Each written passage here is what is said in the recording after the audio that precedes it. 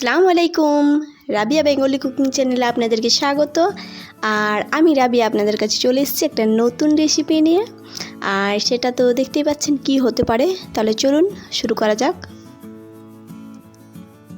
আর রান্না করার আগে আমি একটু জেনে নিই আপনারা ভালো আছেন তো? আমিও খুব ভালো আছি। আর এই রেসিপি করার জন্য কী কী নিয়েছি: আদা কুচি, কাঁচা লঙ্কা কুচি, পেঁয়াজ কুচি, আর রয়েছে সেদ্ধ করা ফুলকপি, আর লাগছে কারি পাতা কুচি।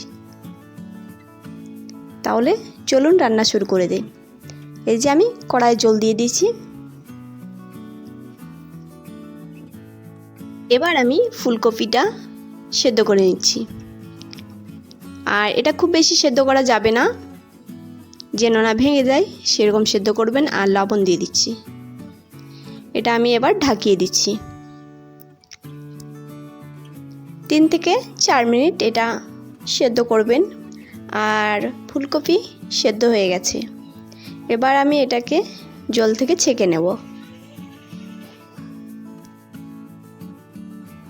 এই যে আমি ছেঁকে নিয়েছি, যাতে জলটা ঝরে পড়ে যায় সেরকম পাত্রতে। এখন আমি ফুলকপির মধ্যে কি কি দিচ্ছি সেটা একটু দেখিয়ে দেই। কাঁচা লঙ্কা কুচি, আর দিয়ে দিচ্ছি আদা কুচি, আর কারি পাতা কুচি, আর পেঁয়াজ কুচি। পেঁয়াজটা একটু বেশি দিলে খুব ভালো হয়।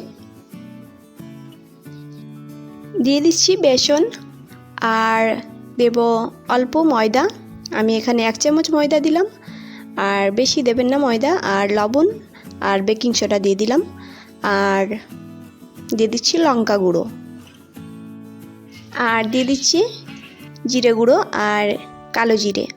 আর লঙ্কা গুঁড়োটা আপনাদের পরিমাণ মতো দেবেন। আর এই যে আমি সব এবার ভালো করে মিক্সড করে নিচ্ছি হাতের সাহায্যে।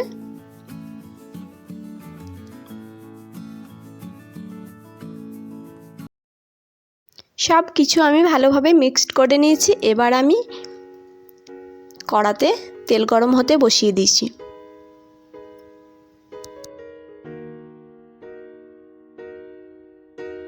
এবার আমি একটা একটা পকোড়া এরকম করে তেলের মধ্যে দিয়ে দিব।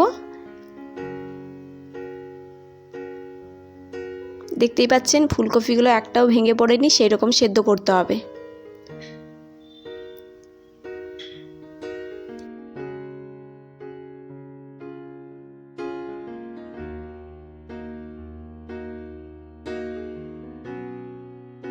আর পকোড়াগুলো উল্টে দিয়েছি, দেখতে পাচ্ছেন এক সাইডটা হয়ে এসছে, তাই আমি উল্টে দিয়েছি। আর দেখতে পাচ্ছেন পকোড়াগুলো সব হয়ে গেছে, তাই আমি এবার উঠিয়ে নিচ্ছি।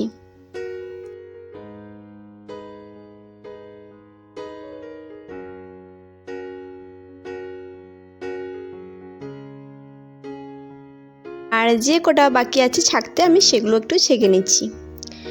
আর এই যে পকোড়াগুলো পুরো ফ্রাই হয়ে এসছে, এবার আমি উঠিয়ে নেব। তাহলে অবশ্যই এই রেসিপিটা আপনারা বাড়িতে অবশ্যই বানাবেন। আর খুবই টেস্টি। আর বিকালে এটা চায়ের সাথে খুবই ভালো লাগে, আবার অন্য কিছুর সাথেও এটা ভালো লাগে। আপনারা চাইলে সস দিয়ে খেতে পারেন, দারুণ লাগে। আর আমি ফুটো পাত্রের মধ্যে রেখেছি, কেননা যাতে তেলটা ঝরে যায় তার জন্য। আর আমার এই রেসিপিটা যদি ভালো লেগে থাকে, লাইক কমেন্ট শেয়ার করবেন, আর আমার চ্যানেলকে সাবস্ক্রাইব করবেন। তাহলে আবার দেখা হবে অন্য কিছু একটা নতুন রেসিপির সাথে। তাহলে সবাই ভালো থাকবেন। Thank you.